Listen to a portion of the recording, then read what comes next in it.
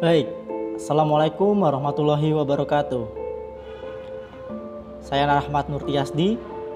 Saya akan membahas bagaimana dunia bekerja untuk uang. Keluarga Rothschild membentuk sistem uang abad 17. Contohnya 100 perak sama dengan 1 kilogram. Masyarakat dapat menukar emas yang dimiliki dengan bentuk uang di bank. Jadi ketika bank seharusnya mencetak uang berdasarkan emas yang mereka miliki, namun pada kenyataannya bank terlalu banyak mencetak uang. Hal ini akan menimbulkan inflasi yang mengakibatkan nilai terhadap uang turun. Misalnya, awalnya 1 liter madu dihargai dengan 100 perak. Namun karena nilai mata uang turun, untuk membeli 1 liter madu harus menebusnya dengan harga 120 perak.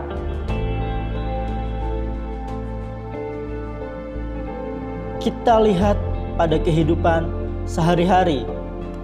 Ketika kita di jalan, pernahkah melihat ada rumah atau gedung yang disita bank? Kira-kira apa yang menyebabkan hal itu dapat terjadi? Pinjaman bank? Tepat sekali. Hal itu pasti akan menghancurkan mimpi seorang. Ketika kita berhutang di bank dan kemudian menunggak pembayaran, karena itulah kita akan mendapatkan masalah dan bank tidak akan menolong. Kemudian apa itu bank? Bank merupakan tempat yang penuh tanda tanya di mana ruang, waktu, dan ironi berada. Namun mari kita perhatikan baik-baik. Pada satu sisi terdapat orang di mana mereka datang untuk menyetor uangnya di tempat yang aman. Pada sisi lainnya, terdapat orang yang bermaksud meminjam uang untuk tujuan tertentu. Pada sisi lainnya juga, bank punya banyak uang di tempat penyimpanan untuk dipinjamkan. Ketika kita meminjam uang dan bank sudah kehabisan uang, bank akan memberikan berbagai macam kesenangan. Ya, dengan itulah bank akan mendapatkan uang. Dengan memberikan pinjaman berupa utang. Pertanyaannya, ketika bank tidak memiliki uang, bagaimana bank bisa memberikan pinjaman? Jawabannya dengan memberi utang. Karena semakin banyak pinjaman yang mereka berikan, semakin banyak uang yang mereka dapatkan.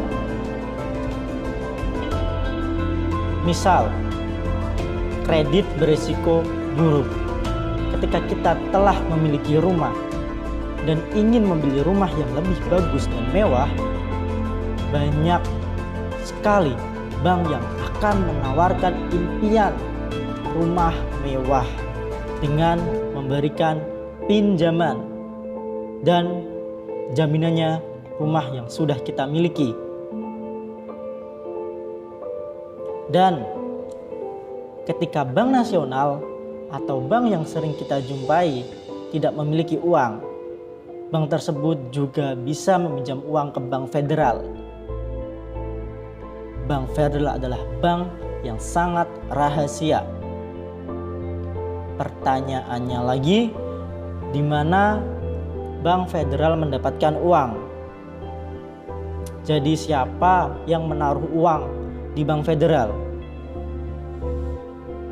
Bank federal merupakan bank di Amerika yang mencetak uang. Jika di Indonesia kita sering jumpai atau sering kita sebut dengan Bank Indonesia atau BI. Apa salah jika bank federal mencetak uang? Bank federal bukan konstitusional dan bukan milik negara. Bank federal dapat mencetak uang dan meminjamkannya kepada masyarakat atau kepada pemerintah dengan jaminan atau dengan iming-iming dari bank tersebut untuk memberikan kita kesenangan. Nah, kemudian ketika pemerintah meminjam uang kepada bank federal dan pajak pemerintah, kita yang membayarnya. Terjadi masalah besar di sini. Pada abad 10 orang-orang melakukan barter untuk menukar barang dengan barang. Semisal Udin memiliki apel dan Jaka memiliki pisang. Jika ingin menukar pisang dengan apel, maka harus terjadi kesepakatan antar kedua belah pihak. Jaka ingin menukar pisang yang dimiliki Udin dengan sebuah apel. Namun Udin tidak menginginkan apel. Nah, proses barter atau tukar menukar ini banyak sekali menimbulkan masalah. Hingga suatu hari seorang penjual emas berkata, semua orang telah memiliki emas. Jadi mengapa tidak menukar emas dengan sesuatu yang kita butuhkan? Kemudian harga sudah ditetapkan untuk emas dan sangat mudah untuk melakukan perniagaan. Karena orang bisa menukar emas dan sesuatu yang mereka inginkan. Ketika seseorang menyimpan emas, di sini timbul satu kejahatan, yakni pencurian. Muncullah jasa penyimpanan emas. Nah, beginilah cara pertama bank membuat uang. Di jasa penyimpanan emas tersebut, 100 koin emas ditukar dengan surat kepemilikan berjumlah 100 lembar. Jadi itu bisa dikatakan uang kertas pertama. Misal permen dapat dibeli dengan 1 lembar uang kertas. Namun lambat laun permen naik harganya, yang membuat nilai uang menjadi turun hingga kita merasa kurang memiliki uang. Dan inilah yang disebut inflasi. Ini sama halnya dengan dolar. Bank dapat mencetak uang melebihi emas yang dimiliki dan memberikan pinjaman kepada masyarakat. Federal sekarang memiliki hak eksklusif untuk mencetak uang Amerika. Di dunia modern, semua mata uang berpatokan pada dolar Amerika.